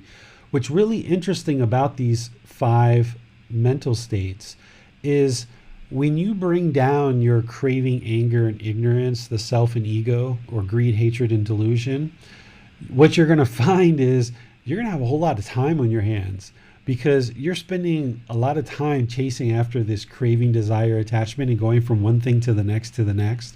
When you start bringing down these 3 poisons and you start eliminating these 10 fetters from the mind, you're going to have a lot more time on your hands. And that's going to give you more time to be able to practice loving kindness, compassion, sympathetic joy, equanimity, and generosity, which is once again one of the reasons why an enlightened mind is going to be peaceful, calm, serene, and content with joy, because it's no longer experiencing all of this discontentedness, and you're practicing these type of qualities all the time with all people around you. So everything's just going wonderful for you because you're no longer pursuing these selfish pursuits with craving, desire, attachment, with hatred, anger, and ill will, without delusion, ignorance, and unknowing of true reality. You're able to then allow these qualities to shine through because you've moved away this pollution of the mind, you're purified the mind, and you're now radiating these mental qualities instead of the defilements or the pollution of the mind. And that's one of the reasons why life just becomes so peaceful, because it's wonderful to go around and be loving and kind and compassionate and generous and have a calm mind and be so peaceful and never experience any discontentedness. It's a wonderful life. So the way to get there is to understand what an enlightened mind does, what an enlightened mind looks like. That's why it's chapter 3 at the very beginning of the book. And then just continue to work towards that more and more and more and more and more. So if you know the goal, which these mental states are part of the goal, just continue to move your mind in that direction little by little by little by little. And don't beat yourself up. Don't feel guilty. Don't feel shameful if you haven't gotten there today or you're not there today. Don't feel like, oh my goodness, I got to hurry up and do this. Just slowly, slowly. In Thailand, we call it cha-cha, cha-cha. Just slowly, slowly work towards this, gradually progress. Where you're in individual situations where you can be more generous, do that. Where you're in individual situations where you can have more loving kindness or compassion, do that. In situations where you see your mind isn't calm and composed, look to do that. And don't beat yourself up about it if you're not there today, but just slowly work in that direction. That's the goal. Well, thank you very much, David. We have no more questions. Okay, so I'll just wish you guys a really wonderful rest of your day. This chapter is very, very short, just like the previous chapter. Next Sunday, we're going to be in chapter 14, which is true love, love without attachment. We're going to be learning about relationships with life partners, with children, with parents, with friends, learning how to practice true love, which is love without attachment. Right now, you might feel that love is a very difficult subject or a very tricky thing to navigate, and maybe love has brought you a lot of heartache in your life. And maybe it's been very difficult for you to experience true love from other people, as well as give true love. And one of the reasons why you've had trouble experiencing true love in your relationships is because you don't yet know how to give true love. So what next Sunday is going to be about is helping you understand what love without attachment is, because the more you understand what that is and you're able to practice that, then you'll be able to be more readily able to receive true love in relationships, whether it's life partners, children, parents, friends, coworkers, and all the other people around you. It will really help with this loving kindness and compassion as well. So we're going to be doing that on Sunday. This Wednesday, we're going to be doing breathing mindfulness meditation as part of our Wednesday practice session. And we can also talk about these mental qualities. If anything comes to mind between now and then that you have more questions about, we can discuss that. But as I mentioned last week, because this chapter is a little bit shorter, spend your time to really make sure you understand this chapter in this talk and listening to the podcast and maybe listening back to this class. But then also feel free to look into the other chapters as well that maybe you had a little bit more challenge with, because this chapter is a little bit shorter. It kind of frees up your time to look to some of the other chapters and really deepen your understanding of something that you maybe found a little bit more challenging to grasp. I can tell you that the chapter on the Four Noble Truths, the Eightfold Path, and the 5 Precepts, you can't learn those enough. You really can really focus on those, particularly the Four Noble Truths in the Eightfold Path. That's chapter 4 and 5. The more time you spend with reading that, listening to the audiobook, listening to the podcast, that's going to be really, really beneficial. Because in terms of developing a life practice, that Eightfold Path is the life practice, with everything else kind of hanging off of that or somehow integrating into that Eightfold Path in one shape, form, or fashion. So if you're looking for something to sink your teeth into beyond chapter 13 in the Brahma-viharas, look to chapter 4 and 5, particularly chapter 5, because that's where you'll really get a lot of results and benefits from focusing on the Eightfold Path, which is your life practice. So until Wednesday or Sunday at 9 o'clock, I wish all of you guys a really wonderful day. Thank you for joining, and thank you for taking time to learn and practice these teachings to help you, all of those people around you, and all of humanity. Because the more enlightened you become, it's not only helping you, but it's helping everyone around you and all of humanity. So thank you very much. Sawadee khap. Thank you for listening to this podcast. To provide support for this podcast, visit patreon.com/support Buddha. To access more teachings, visit buddhadailywisdom.com. There, you will discover a full range of courses, retreats, and online resources to assist you on the path to enlightenment. Remember to establish a daily, consistent meditation practice, along with learning and practicing these teachings.